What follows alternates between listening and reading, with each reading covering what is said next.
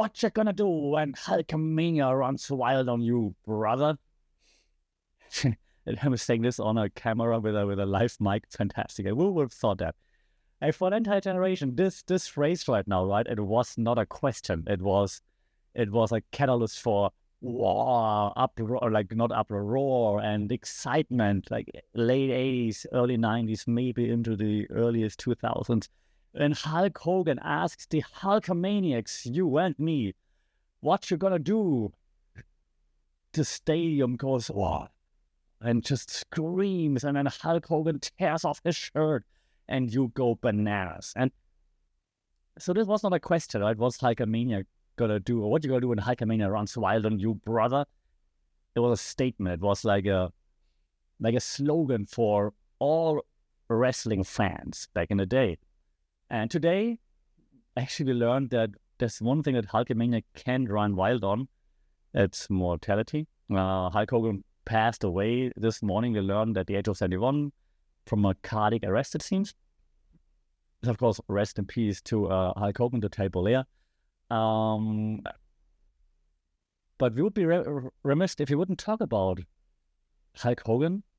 As a big wrestling fan here, it's very interesting to look into like what did the media do to the man Terry Bollea and then made him into Hulk Hogan, and how did the media play a part in Hulkamania, and how did the media play a part into create one of the biggest pop culture icons of not just one, but maybe two or even three generations. And without a doubt, the most famous wrestler so far ever. So yeah, we are looking into like how did the media play a part of this. We look into a few communication theories, and we also look into like everything else around Terry Bollea and Hulk Hogan. And it goes from selling t-shirts, from headlining WrestleManias, from slamming Andre the Giant, from creating TV shows, movies, and also all the controversies. Because of course, while as a wrestling fan you mourn the passing of Hulk Hogan, you cannot ignore what the man behind the character has done over the years. So, hey, welcome to the Funky Pod.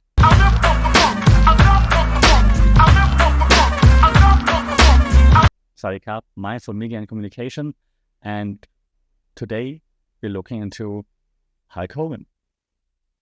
It all started, and even I have to rely on some facts there, or some history there, because I wasn't around in the early beginnings.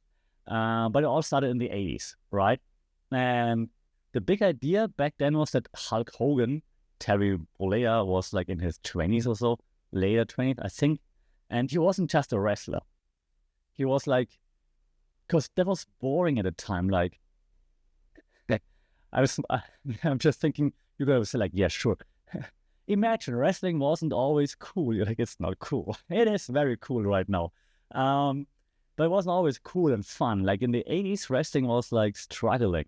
And so they were thinking like, how can we make that better? And then WWE, now WWF back then, or WWF back in the day, Vince McMahon had the idea like, hey, we need to repackage things. We need to get a wider audience. And that's when they actually came about with the idea of like Hulk Hogan, this super patriotic, uber American during the Reagan era in the US. So Cold War, just it's always a Cold War anyways.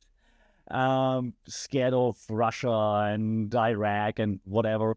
So like, hey, this uber American is gonna come in and save the day for everybody, right? So that was the idea back then. And they wanted to make it like more than just wrestling. So you're not just tuning it in and you're like, okay, cool, I watch wrestling an hour a week on TV. They want you to talk about it. So they created Hulk Hogan, something to talk about, something they can also put on a late night show, something they can like advertise, someone that can do like ads on TV and go to talk shows and things like this. And this happened with Hulk Hogan. It did not happen before. Hulk Hogan was the first ever wrestler to headline or to host Saturday Night Live, together with Mr. T back in the day, if you remember that. They both played, eventually they both played in the Rocky movies, right? And they were hosting Saturday Night Live the day before WrestleMania. Yeah, the story goes, and it's not a WWE story, but the story goes that WWF back then was almost out of business, and then they had the idea, Vince McMahon had the idea that we have to have like a super mega uber event. We call it WrestleMania, once in a year, the biggest event of it all. We're bringing it all together in New York back then, and we're putting all our chips and all our money in that, and the people are gonna come and gonna watch, and it's gonna be a super big event. And if it succeeds, we're getting a lot of money. If it doesn't succeed, we're out of business. And that's when they put like all the chips into that, and Hulk Hogan was that public figure number one, right? So the Hulk Hogan, Mr. T, hosting Saturday Night Live to reach like a wider audience, people that would have never tuned into wrestling before. So it's not just wrestling, it's like a whole cultural movement right now, like this patriotic cultural movement, right? And the calling card of Hulk Hogan back in the day, when he was like an uber American super good guy, like say your prayers and eat your vitamins, and that was all Hulk Hogan would always like yell into every microphone, every camera, like the super mega good guy, right? Like jacked, blonde, yellow shirts, as you probably can imagine if you ever heard of Hulk Hogan. Like say your prayers and eat your vitamins, brother. So that was the perfect mix of like patriotism and having like this super good guy that you just want to root for because he stands for who you are as an American, and the values that of course are non-negotiable or like not discussable, right? You're like, okay, sure, yeah, you say your prayers, be a good person and live healthy. Sure, that's what you do. So it's a whole movement, not just a wrestling show. And it was also very easy superhero back in the day, when things were simpler, maybe, especially when it comes to entertainment. In entertainment, you wanted to have more like good or bad, right? Make it easy for the people, because right now, with all the different media channels we have, it's very easy to tell like layered stories, and we're used to layered stories now. In the 80s, layered stories weren't much of a thing, so you needed like good, bad. And so Hogan was the ideal good guy, right? It was simple, like America, like always American flag. There's like an American themed entrance song that plays the first three tunes. You're like, oh, it's Hulk Hogan. Always virtuals, always beats the evil foreigner. One of his main foes was the Iron Sheik back in the day. Guess where he was from? The Iron Sheik. Andre the Giant was one of the main foes. It's always like the bad foreigner, right? And this leads to like stuff I actually teach students at university. So you see how I'm actually getting like to something that we learned today. There's like this guy. It's lots of French and German theorists, I realize every time I prepare an episode. So in this case, there's this guy, Roland Barthes. We talked about this before. And he says there's a thing that we call myth making. Okay, so we're making a myth, we're creating a myth, something like bigger than life. And to create myth, you need some everyday things that you associate with that myth. In this case, for wrestlers, you take colors. Hulk Hogan, the yellow shirt, for example. Phrases, whatcha gonna do when Hulkamania runs wild on you, brother? And he always entered with like brother. And just as wrestler, how it looks as a whole, right? Big, muscular, with the mustache and with the hair and the bandana. So you have this, and then to all those little, small, normal things, you attach a bigger, kind of like an ideological meaning to it. Okay, so you see it, you're like, that's Hulk Hogan. Hulk Hogan means say your prayers, eat your vitamins, be American, defeat evil. Okay, so this red and yellow, yellow shirt, red writing, Hulkamania on it. It stops just being colors, and it becomes like what this guy then Barthes calls a myth. So you see it, you know exactly what it means, and in this case, it meant American virtue. The kind of like what Donald Trump wants to do right now, but doesn't succeed in. Well, maybe 50%, not anymore. 25% succeeds in that. But Hulk Hogan succeeded with that. Okay, you see yellow or red, you hear the music, you see, even if you just see the silhouette, you don't even see him, you just see a silhouette, and you're like, that's Hulk Hogan, oh my God, let's go, Hulkamania. Okay, so that's one thing. Another thing, we also talked about this in one of the previous podcasts, is one of the most difficult theories for a German to pronounce. It's called cultural hegemony. Okay, cultural hegemony. Hegemony is basically like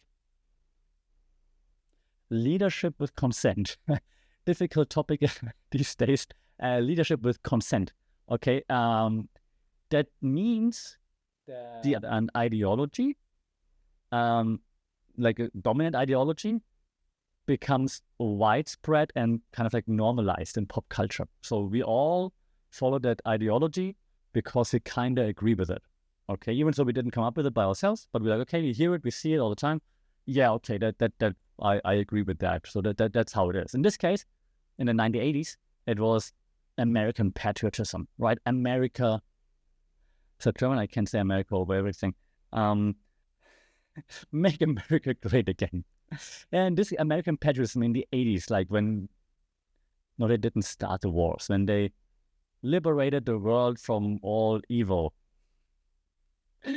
then American patriotism was very important for Americans, of course, to buy into, like, the America first, right? So there was like the widespread talking point within pop culture. Yeah, so we don't see it as like a propaganda message, like, America first? What is this? No, it sounds a bit weird. We should all be living together, like, I know, but you're buying, like, yes, it's like Hulk Hogan said, like, come on, say your prayers, eat your vitamins, be a good American, let's go, we bring democracy to the world. Okay, that's when you're buying. You don't see it as propaganda, which is would be seen as maybe sometimes, especially back in the 80s when everything was kind of politically charged. You see it as like, okay, I buy into it. That's my ideology now. Okay, so that's called cultural hegemony. Okay. So the thing is, the takeaway from this intro, believe it or not, but that's the intro. The takeaway from this intro is that he was a superhero, right? A superhero facing like all those bad supervillains. And he was created in the lab, so to speak. Like Vince McMahon sat down and like, okay, you're Ronald Reagan, how should we do this? Like, what should we do? Yeah, so they created this super villain that can fight the Iraqi Iron Sheik and all those communist bad guys. Okay, so it was deliberately designed. And so he kept doing this for a while, right? That's when I started watching wrestling. So I saw my first wrestling ever that I saw was Hulk Hogan slamming people. And the thing is, Hulk Hogan wasn't even a good wrestler. Like from a technical point of view, okay, now I'm going to nerd out for a little bit. From a technical point of view, like the moves that he's doing or that he used to do, the way he sold moves, selling means the way you play off your opponent's moves to make your opponent look good. It's terrible. He was very famous for, like, because he's the biggest star, he's not selling for his opponent. So if he's in the ring with someone, you know he's not going to make the other person look good. And the best wrestlers that are the most loved by their peers are the ones that can work with anyone, that can make anyone look good. It sounds incredibly silly, but there's a famous example of several wrestlers in Japan, but also like an American wrestler in Japan, Kenny Omega did this, for example. They wrestled broomsticks. Sounds stupid, but they did that to show that they can actually make anything look good. Okay? Kenny Omega also wrestled like a small girl and lost to a 5-year-old girl, for example, showing that he can make everything look good. Hulk Hogan would have never done that. So he was very famous for not, and it's wrestling's talk, for not putting anyone over. He needs to be the top guy, number one guy. Okay, so now they have that set. Okay, so now every match from Hulk Hogan basically the same. And the bad guy is trying to cheat, a cheap shot, or using something from the outside, or like kind of choking him with an illegal move or something, or have a manager that helps them. Then Hulk Hogan eventually overcomes, usually he starts to like shiver. It's like, and then he bulks up, or he hulks up, right? And they hit him, and then he starts to not sell the moves anymore. They hit him, and he just like brushes it off. They hit him more, brushes it off. Then he catches their hand. Then he hits them back, and then he does like his 3 moves, and then he has like his finishing move was a leg drop. So he slams them on the ground. He runs to the rope, runs back out of the rope with more speed, and then he jumps and hits them with his leg on their throat. That was the move. Okay, he not hit a criticized move, right? So that's what, then he might have done this for like 10 years or so. That's when I first saw it. And in retrospect, I think I wasn't, because I mean, I was young, right? I was not 10 years old yet. So I was like more amazed by how the crowd reacted to Hulk Hogan. Oh my God, look at this. The music, oh my God. And then, oh, look at how he hulks up. So those things. And eventually, however, if you expose to this a long time, a lot, it gets boring, right? It's like you're watching Superman movies the whole time. You're like, I don't know, this is boring, right? So you want to see different layers to it eventually, right? So that's why the new Superman apparently is better, because there are more layers to it. Not sure, but yeah, that you don't want to see the same formula over and over and over and over again. It's fun for the first 10 years, but eventually it's boring, right? Also, as a fan, you grow out of it. You're like, okay, I've seen this now for too long. Hey, I want to see some more. Okay, so then something happened. Another wrestling company came into the scene called WCW, and then we had Monday Night Wars, so WWF versus WCW. The same time, like, what are you gonna watch? Okay, and Hulk Hogan was always the good guy, and then eventually people got bored, and new people coming up in WWF, and then the shocking thing happened that Hulk Hogan moved from WWF to WCW, different companies, so not related, different companies, right? Back then, WCW was throwing money around like, hey, you come here, take all the money. We want you, we're going to bury WWF. Now we know that didn't work. And then he appeared there, and eventually, what happened? No one saw coming, Hulk Hogan turned heel. Turning heel in wrestling means he became a bad guy. No one saw that coming, like, well, Hulk Hogan, a bad guy? What? So eventually, he then hit cheap shots on people, and cheated. Cheap shots means cheating, meaning hit between the legs, for example. That's a typical cheap shot. So he did all that, and then he changed his attire from the yellow and the red to like black, and then with white letters. And together with other bad guys, with villains, right, heels in wrestling terminology, with other heels, he formed what then became known as a faction called the New World Order, NWO. Okay, together with Razor Ramon, which was amazing, for example. Scott Hall. It's great because he was also a former WWF wrestler moving over. So they formed the NWO. So the bad guys. One of my favorite catchphrases, not related to Hulk Hogan, was from Scott Hall, Razor Ramon in WWF. It's like, say hello to the bad guy. He was the first one who embraced being a bad guy. It was very cool. But back to Hulk Hogan. So he turned heel. And this was in the 90s. And this was like one of the most successful like pop cultural rebrands, I want to say, in history. It was from my point of view, I'm even call it genius. A genius move of destruction of like this Hulk Hogan brand, like this superhero never doing anything wrong to like, F this, I'm the bad guy now, and I'm gonna do what I want, and I'm gonna cheat. And was amazing because this superhero thing became stale, was kind of childish. I told you, like, I was a fan of it when I was a kid, but then you grow out of it eventually, and you're like, this is stupid. I don't want to see this anymore. And he realized that. Credits to him or his agent, his manager, whatever. Like, hey, you're not connecting anymore. No one wants to see it anymore. The 90s are like more about like, being real or being more, edgy. We saw that everywhere in pop culture, right? With the music, the grunge, the punk, and stuff like this, right? Like things like Limp Bizkit were popping off, saying the F word all the time, all those things. So this became more pop culture. So Hulk Hogan changed with it, which is, say about man what you want, and we will in a second. But that was a great move that he switched his whole thing, his whole stick, his whole gimmick, threw it away and became like the bad guy. So he destroyed his own myth that we just discussed, was built up so deliberately to become relevant again by joining the NWO, the New World Order. And that's a fantastic example for a theory we call narrative theory in communication, media studies. Which means we don't just look at the media as a form of storytelling, even though it's very important, especially in wrestling, because every story that you see sets up certain expectations, right? So Hogan's story for a decade was always, Hogan wins. That's also what happened to John Cena then in the late 2000s. You're like, there's like this, it used to be an ongoing joke on the internet, lol, Cena wins. And there was always, that Hogan made that famous. It's always, haha, Hogan wins.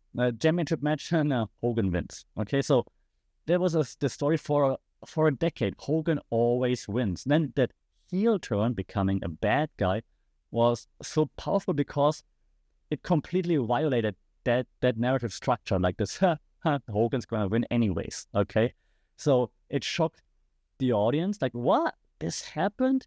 And it forced you as an audience to pay attention again. I remember I was checked out of wrestling for a bit, and then when Hogan turned heel, I was like, no, nah, that must be like a ruse. He's just gonna do this for a day or so, just to like maybe gain trust of the bad guys and then destroy them from within. No, Hogan's not a bad guy.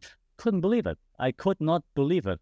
It's like, no way. And I already didn't like him anymore. I was bored of it. That's why I was checked out for a while. I was like, what? Hogan's bad? Maybe I have to watch WCW now. And this happened to many people. We call this then the audience reception theory, like how the audience receives something. And the theory says that the audience is not passive. Okay, we have like different audiences in media theories: passive audience, active audience, in between audiences. And this theory suggests that the audience is not passive. We're not just sitting there watching, taking in. We're not, right? We're active. Different people understand the same messages being sent in different ways. For kids, like I was when I first saw Hogan, Hogan's heel turn was a betrayal. You're like, that's your superhero. If you're like still like around 10, 12, 13, you're like, it's my superhero. Like, what? No, don't.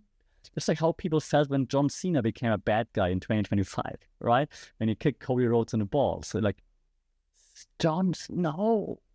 Okay? For older, smarter fans, in a sense of like understanding that it's just a show, it was a sign that wrestling was acknowledging the cynicism that happened. That like, yeah, sure, Hogan wins.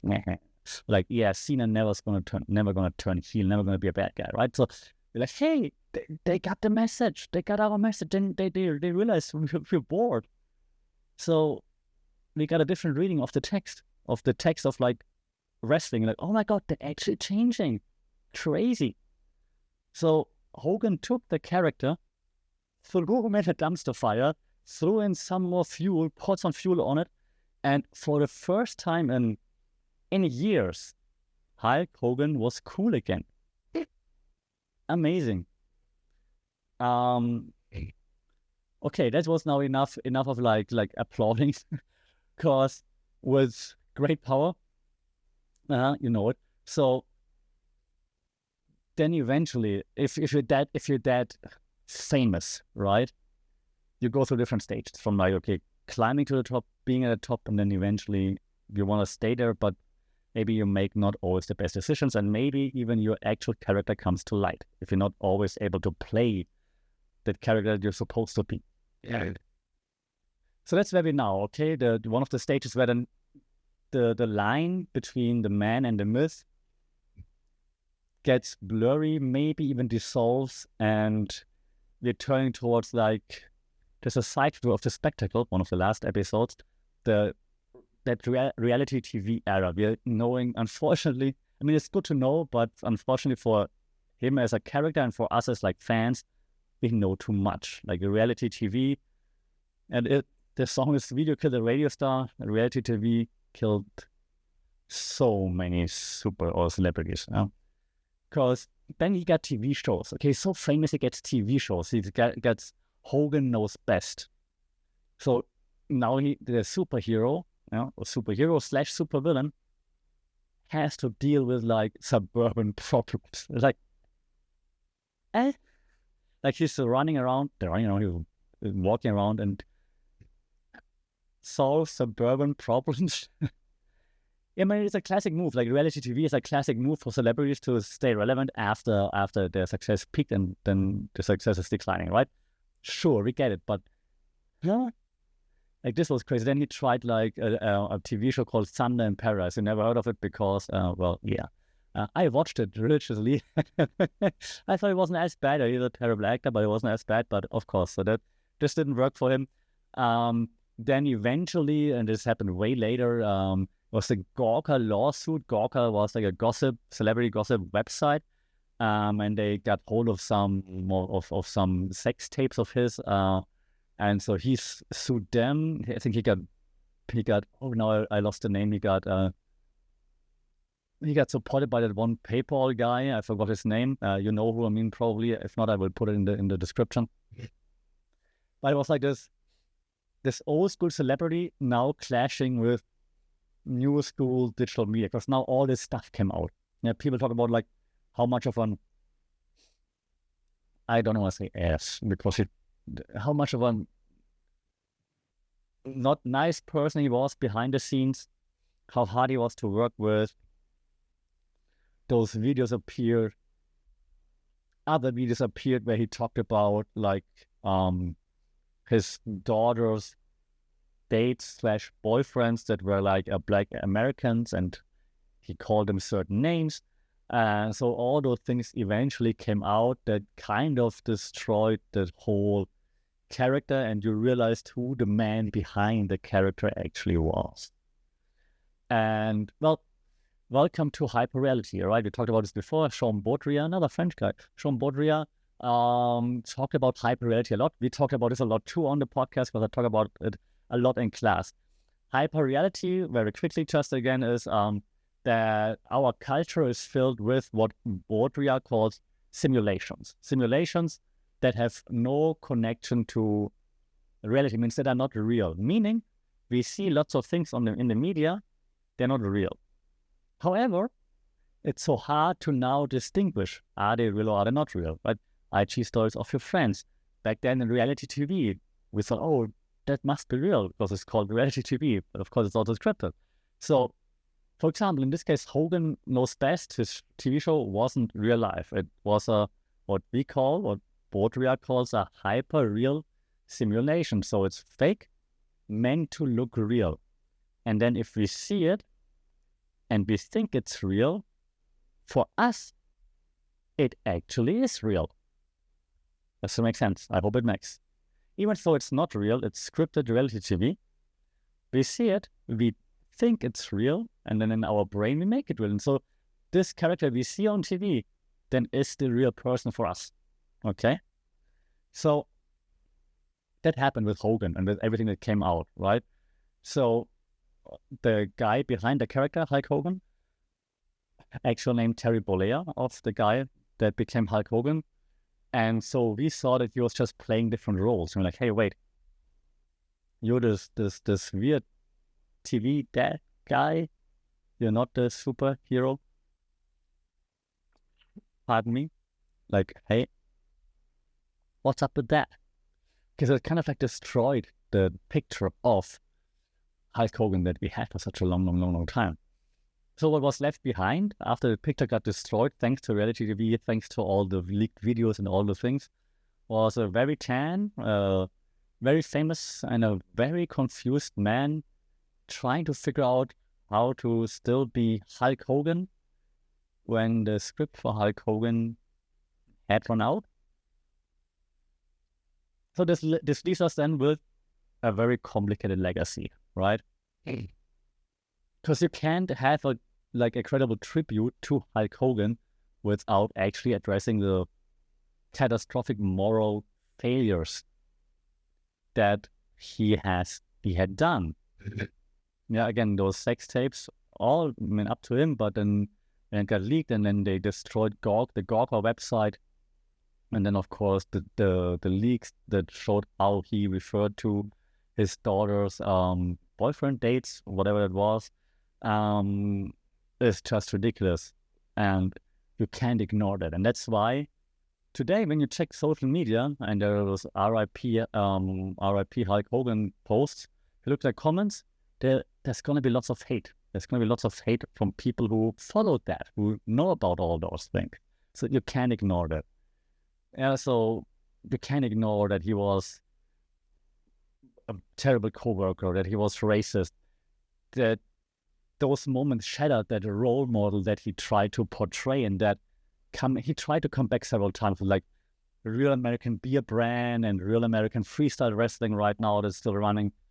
He tried to come back, and it never really worked anymore because people knew better. The last time he was on TV for WWE, he came out in his like yellow Hulk Hogan thing with like the American flag. It was the Netflix debut of WWE on Netflix, January this year. He got booed out of the building. Like no one wanted to see him. Because now we know who he was as a man. You didn't care for the character anymore, okay? So, from a media point of view, you would think, okay, can a brand, the Hulk Hogan brand, recover from this? And I mean, there are frameworks there for like what we study at uni for like crisis communication, for example, where we call it like there's an image repair theory, for example, which gives you like a framework that outlines specific strategies that a brand can do when reputation is damaged. I mean, you go through stages like denial, evading responsibility, which he, of course, tried to the greatest extent. In his case, maybe corrective action would have been better. Mortification, which would have been like some public apology, which he never did. So this would have been something that he could have done, but chose not to, right? He tried to just ignore it. Now, even when we heard people booing him out of the building, he said, well, they booed because I was playing a bad guy. But actually, he wasn't. He wasn't playing a bad guy anymore. He came out in his good guy uniform, right? Announcing like his new brand, his new beer and things like this. So he didn't play the bad guy anymore, and people still booed him because people know who he then actually was. They remember the racism. They remember everything you saw online.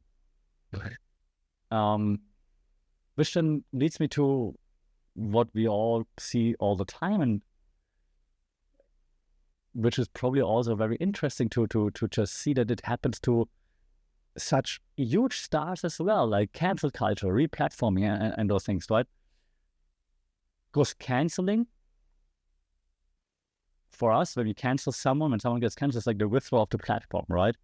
And WWE, so while the audience cancels him like a while ago when all this happened, WWE also canceled him, deplatformed him actually. Yeah, and there would be like a strategy that goes from deplatforming, taking it away to like a replatforming. Like it's usually a very slow strategy, bringing him slowly back. That's what he also tried with Hulk Hogan, and for his like comeback for Netflix, turned out it was still too soon, because of course we still all remember what happened and that he's been racist and like just a terrible person, allegedly. So the thing is, with Hulk Hogan, right, he was this cartoon character who just became all too human eventually, of course. And I mean, obviously, if a person does things like what he did, like being racist, not owning up to his mistakes, like all those things, we're having a hard time forgiving him, and rightfully so. I want to add, of course. This is what makes it so hard to then today not only celebrate Hulk Hogan, who clearly helped to elevate wrestling to what it is today, to make it like a pop culture phenomenon, to save wrestling, WWE, from being bankrupt back in the day, for making WrestleMania a thing, for going into mainstream, for going to SNL, into talk shows, for enabling a whole industry to strive, survive, do well, make millionaires, right? to then saying, but hey, while he helped do all those things, he was also a racist. He was allegedly a terrible human being that didn't care about anyone else besides himself. They didn't help anyone else. They didn't offer anything to anyone else. Allegedly, when the last time when he came to WWE and people asked him and like, hey, give me some advice and so on. The advice he gave others is like, don't get caught.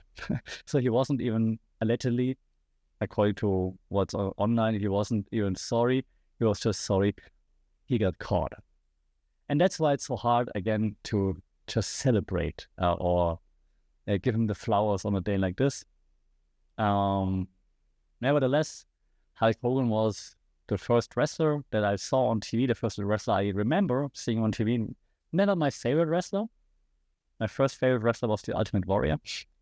But he definitely helped opening the doors for me to be connected with wrestling for the first time. And for that, I have to say thank you and hope he does rest in peace.